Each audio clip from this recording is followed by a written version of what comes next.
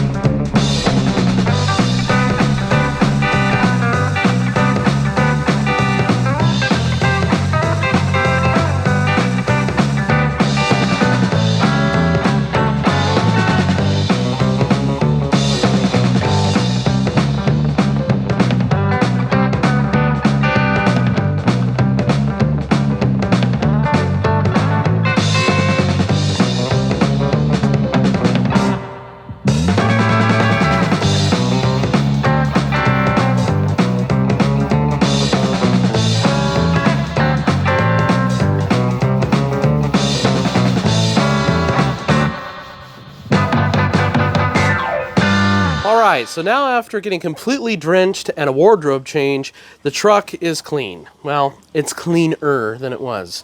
We also got a little excited and started wiping away some of this rust just to kind of see what we had patina-wise and shining up some of the paint. Now, we were able to get some of the blue paint to come back in very select spaces, but like on the passenger side of the truck, it's mostly not paint anymore. What's been revealed underneath is the prime coat from factory, so it's still there. And we found out that the door may have been replaced, but they did a good job nonetheless. But here's what we've got now. It's really not that bad. We've gotten this section of the hood to shine up, and the entire grille is way different than what it was when we first started. So I think it's time to bring it in the garage and start draining that oil so we can get a next step closer to starting it up. Alright, so now that we've got it back in the garage, I decided that I might take the spark plugs out just to kind of see what they tell us. And since it's sat for 20 years, I'm going to go ahead and fog the pistons with some Marvel Mystery Oil, just for safety. We would hate to blow this motor up within the first 5 seconds of running it. So I'm going to go ahead, lift the hood, take all the spark plugs out, be able to see what's going on in each cylinder. If there's any lacquer on the spark plugs, we'll know that that carburetor probably needs to be cleaned. This tank in it is, wow, stinks. Anyway, take spark plugs out, fog the cylinders, do a compression test. That way we can see if we've got any dead cylinders or anything like that before we get too carried away. So let's get on it.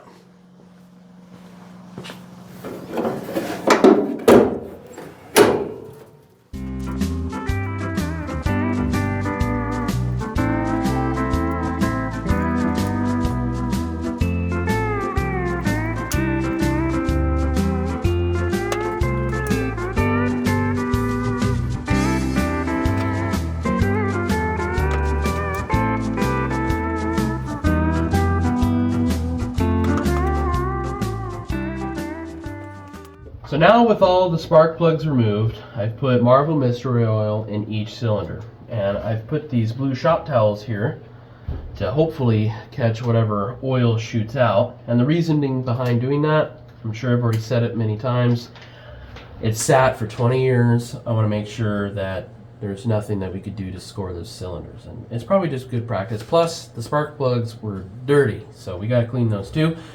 I've got hose line going into this little gas tank here.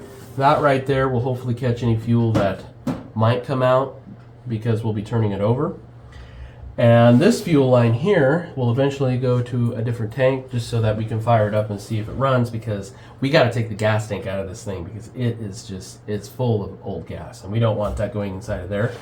I checked the filter inside here and that filter is clean, so I don't think we'll have to do anything with the carburetor. So go ahead and watch, make sure I don't blow anything up, and I'm going to go turn it over.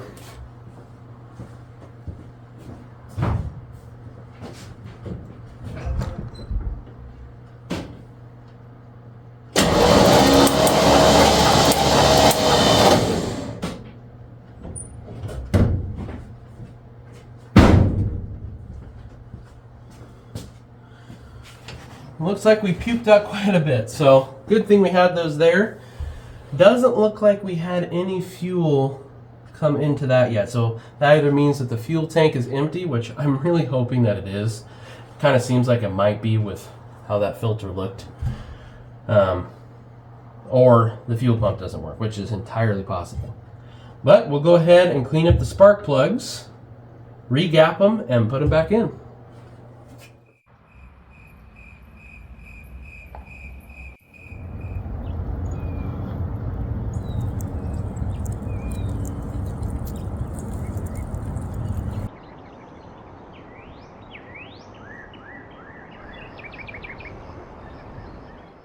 It's a new day here at the garage. Last night I cleaned the spark plugs and checked their gaps, did a compression test and fogged the cylinders.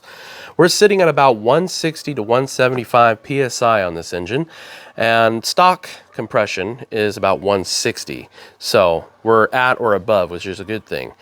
Today we're going to change the oil and change the oil filter and figure out what we got going on for the gas system. We don't want to use the old gas that's in the truck right now, so I want to try to drain that out, put some new fuel in it, and see if this fuel pump works. Because if the fuel pump doesn't work, we're going to have to rig up a gravity-fed fuel system to at least see if the truck will run. But we won't be able to drive it yet. We got some work to do to the brakes, because right now the only thing holding this truck right here on this slight incline is a block in the back and the e-brake. So we got a little bit of work to do yet, and I guess all that's left to do now is to get right on it.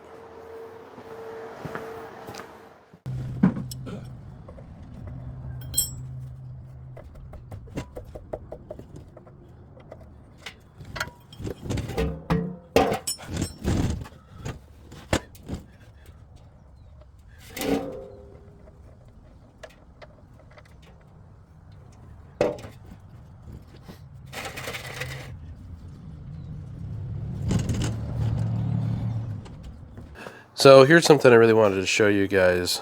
On this particular truck, this has something considered like a canister filter. Instead of a spin-on filter, you get this element and your little canister. And you fill this up with oil and you reinstall that back into the truck. You'll find these on semi-trucks today, like on their fuel filter, their pre-filter. But it's pretty cool to see one on a conventional vehicle, just how they did things back in the day. Well, let's go ahead and throw some oil in that, put the drain plug back on, and fill it up with oil. All right, oil filter is on, drain plug is on. Let's throw some oil in her.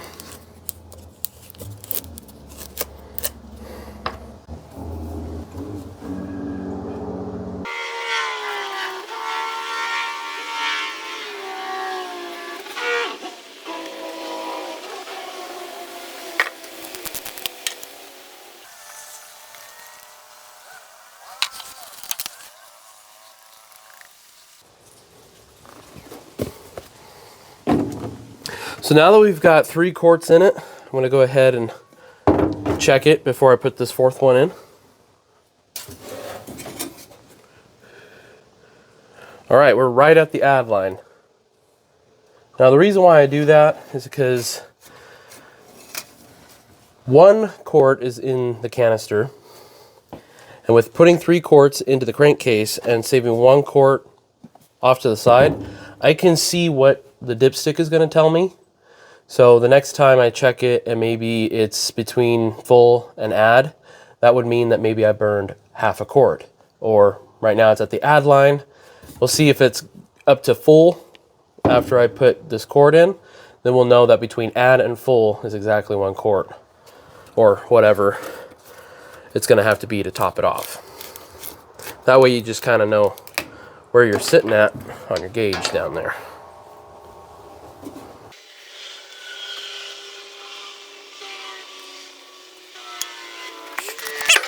Now with the rest of these, I'm going to tip them all upside down to see if I can't get any more oil out of them. That way, if that is a little low, we might be able to get what we're missing out of what's still left in the containers. But let's go ahead and see where we're sitting. We're sitting right at the F of full. So I would say that we are sitting pretty.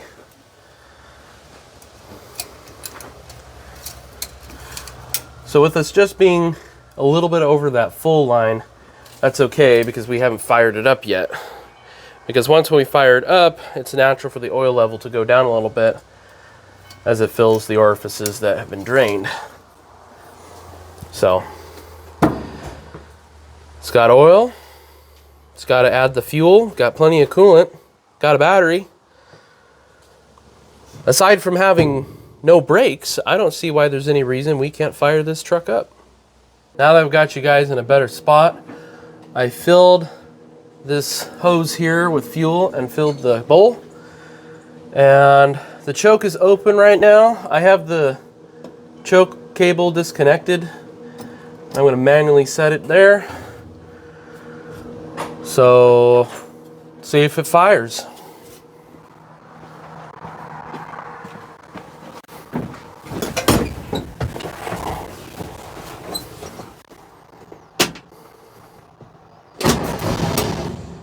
Oh, there we go.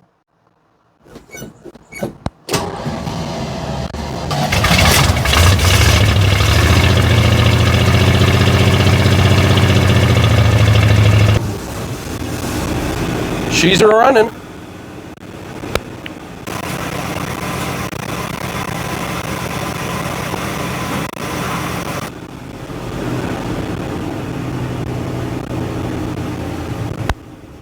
Doesn't want to idle, but that's to be expected.